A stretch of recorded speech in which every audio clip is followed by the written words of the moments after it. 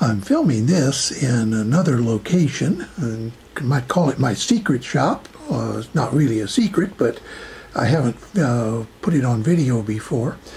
And one of the reasons that I wanted to show this is a place where I have some old Syncor TV equipment, and I sometimes work on TVs there, generally vintage stuff. This is my largest ham radio setup. I have another one in the house with a small QRP rig and things like that. But this is basically my wood shop. And I have a cabinet that my ham radio gear is in. But the real point of this video is to talk about this thing. I've threatened over a couple of years to try to restore this SX62. Never did really get around to it. So I think now I'm actually going to pull it out, and it's starting to warm up here enough that I can work out here fairly comfortably. And the reason that everything is in this cabinet, I'll show you over here. This closes up to provide a fairly dust-proof environment. Similarly with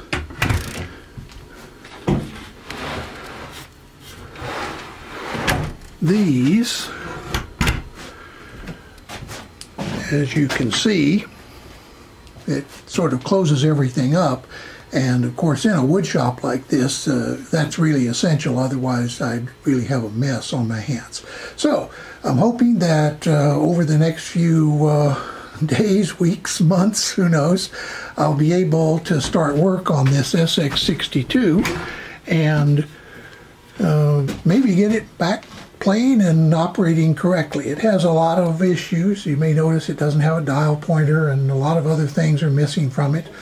But fundamentally, most of the parts appear to be in there. Some mechanical stuff is missing. I've had to completely rebuild a set of knobs for it. I'll talk about that at some point as well. And that's where I'll be going.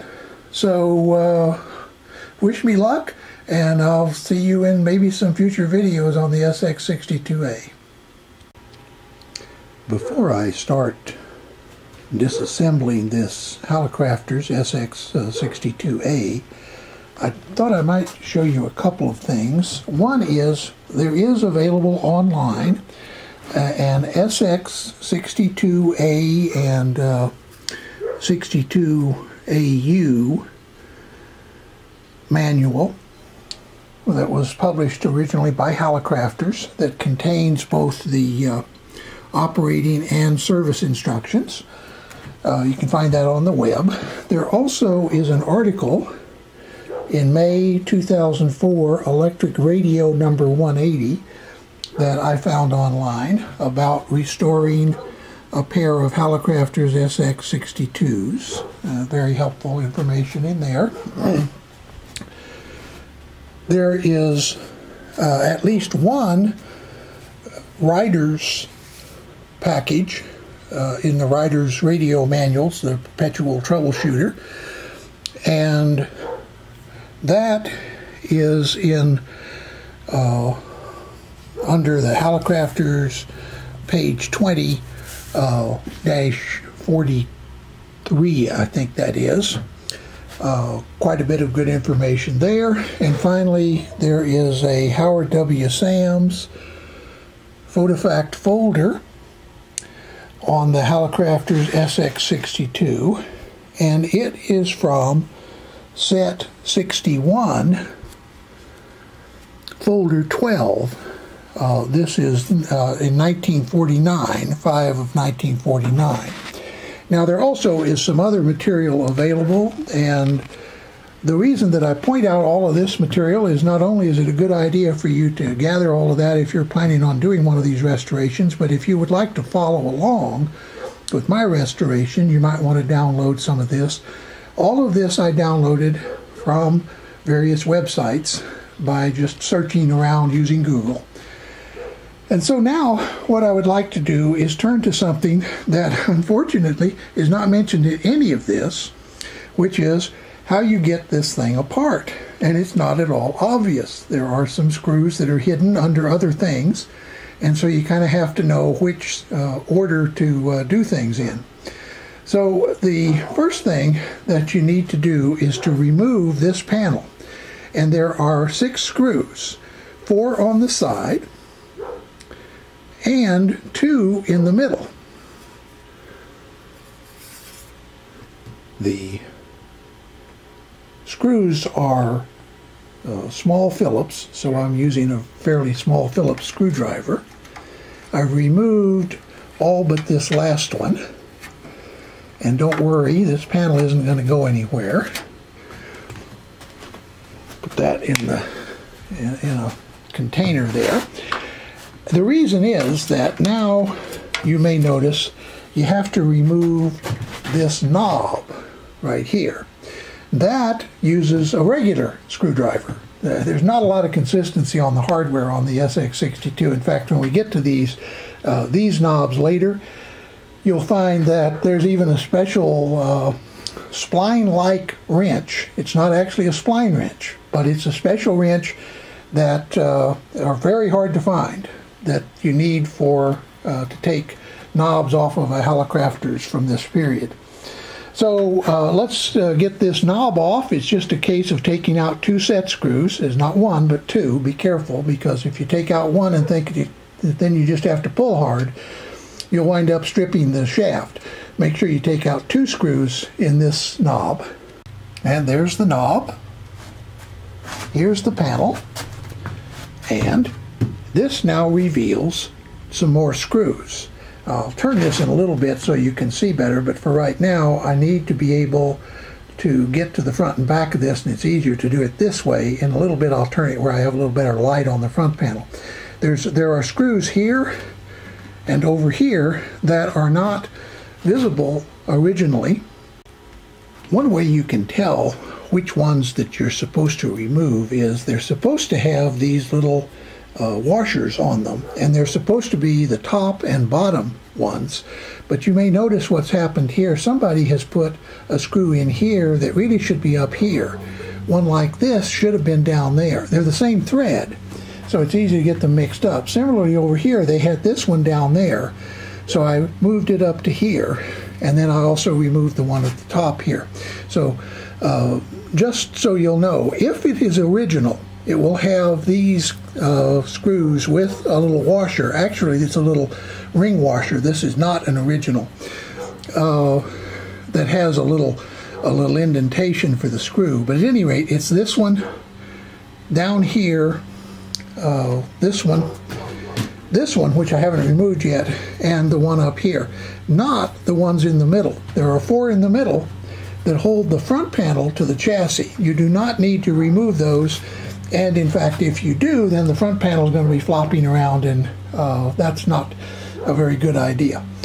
So let me get this last screw removed here and moved up there, and then I'll be able to work on the back. So anyway, the screws at the bottom that you want to remove are along here.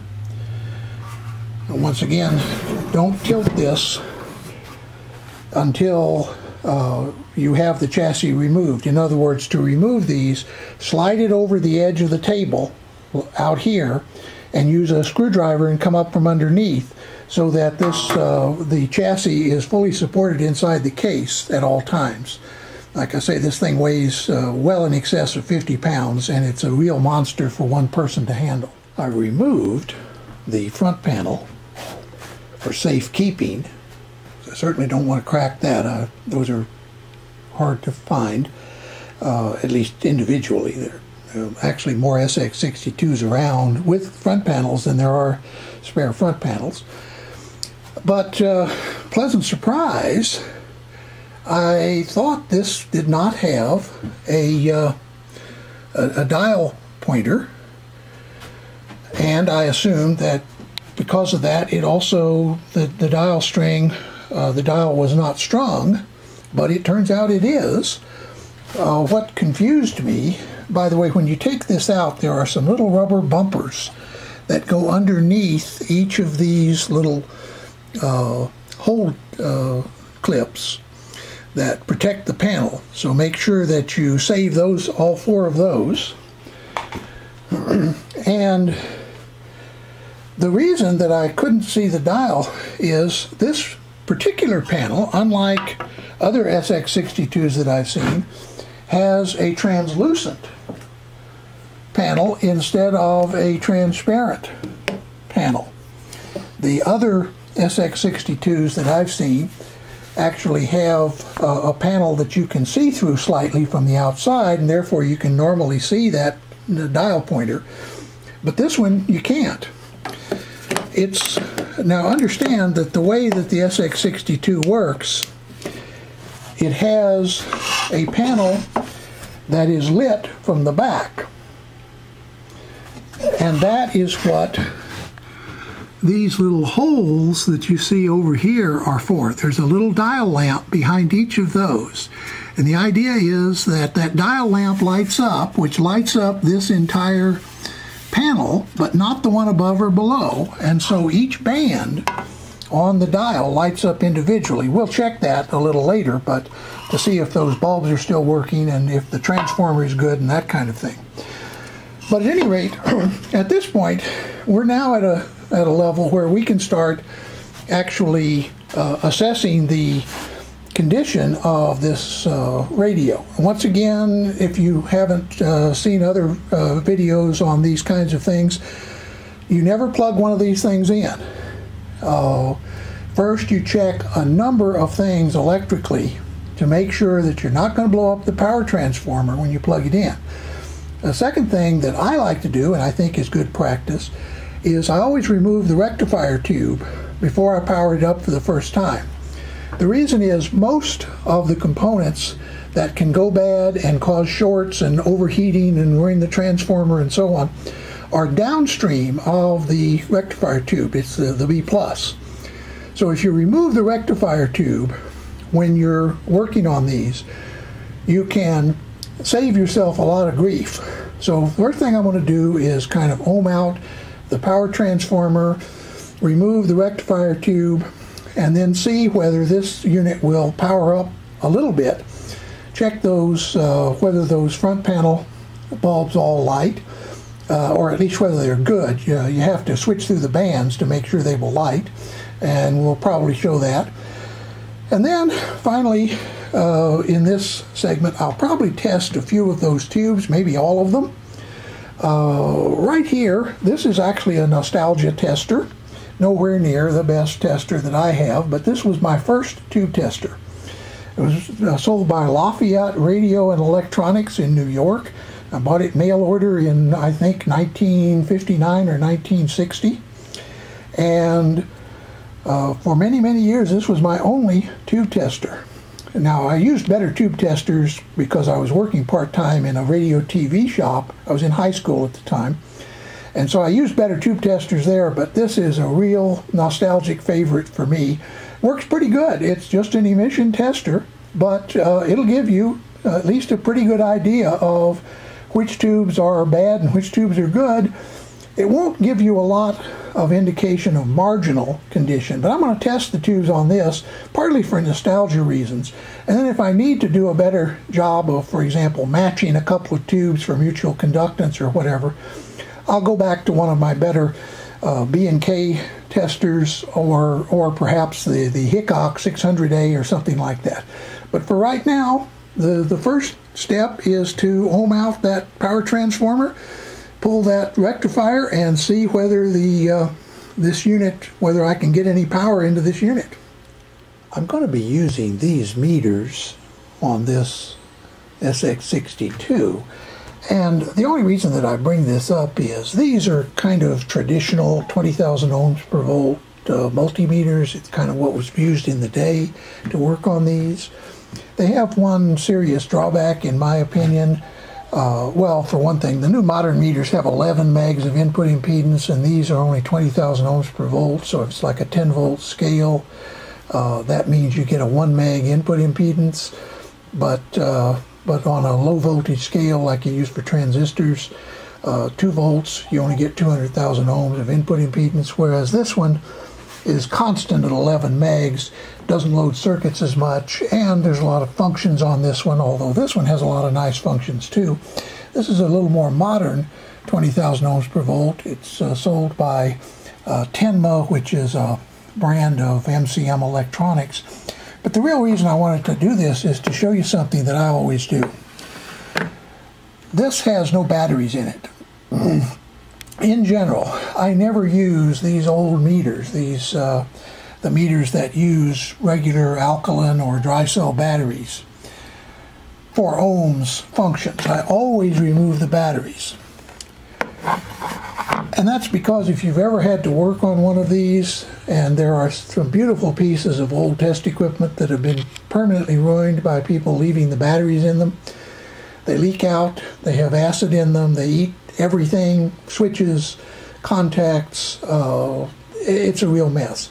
So my general practice is use a modern multimeter where you need either the high input impedance or for things like resistance measurements. The batteries in these tend to be watch batteries, which don't leak, and avoid using the ohm scales on these meters. So I'll put this one back together again, and we'll start ohming out that power transformer. By the way, I note that there is a restraint missing there. I will replace that, probably with a combination of a rubber grommet and a fastener of some sort to provide some strain relief.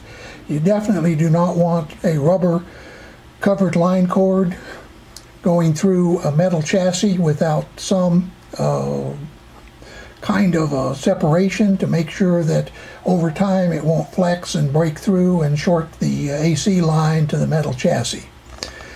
Okay, let's get on with it. Meter is hooked up to the power switch. Turn on the power. Make sure the meter leads are making good contact. I'm expecting around 25 ohms. That's normal for these. This is jumping around a bit. I wonder if maybe the battery in this unit, it's been sitting out here for quite a while, might be a little bit flaky. I think I'm going to get another meter and that I trust a little more than this one on the ohm scale and see what that one measures. But it looks like this one is settling down around 24, 25 ohms, which is normal for one of these SX62As on the primary of the transformer. Well, I'm back with another meter. This is a Velleman. I'm sorry, it's a Tenma 729165. And I also brought along a couple of clips that allow me to clip on there. Makes it a little better. And try to get this into a place where there's not so much glare. There we are. And then I'll reach around and turn on the power. And let it settle down. 21, 20, 21. That's within the range. My recollection is, and it's been a long time since I measured one of these, that it was between 20 and 25 ohms, maybe. Anyway, that's good enough. So that's good enough anyway to try powering up on the Variac, and we'll be doing that in a little bit. So let me turn this meter off and turn the front panel off. Over here on this tube tester, and by the way, earlier I said this was my first tube tester. This isn't actually physically the first Lafayette. I have 3 of these. The actual original one that I bought back in 1959 is elsewhere. I still have it, but I kind of keep it in a little case because it's rather special. This is actually a, let's see, what's it called? TE50A My original tester was a TE50. The knobs are a little different and a couple of other small changes. But basically, this is the 5U4 rectifier that I pulled out over there. And I've checked it for leakage. The setup is the filament pin 2. The filament voltage is C, which is 5 volts. The load is 25. And then the 2 plates are 4. And you see there it tests good. And 6. And that one also tests good. Now I'm not going to put this 5U4 back in the set over there. I'm going to do a lot of other tests, including powering things up and a few other things. But for now, I think that's enough for part 1 of this series. I'll set this 5U4 aside and get it ready to use in this unit after I've done a lot more work with the transformer and filaments and dial lamps and so on. But all that'll be in part 2, and I hope you'll join me for that one.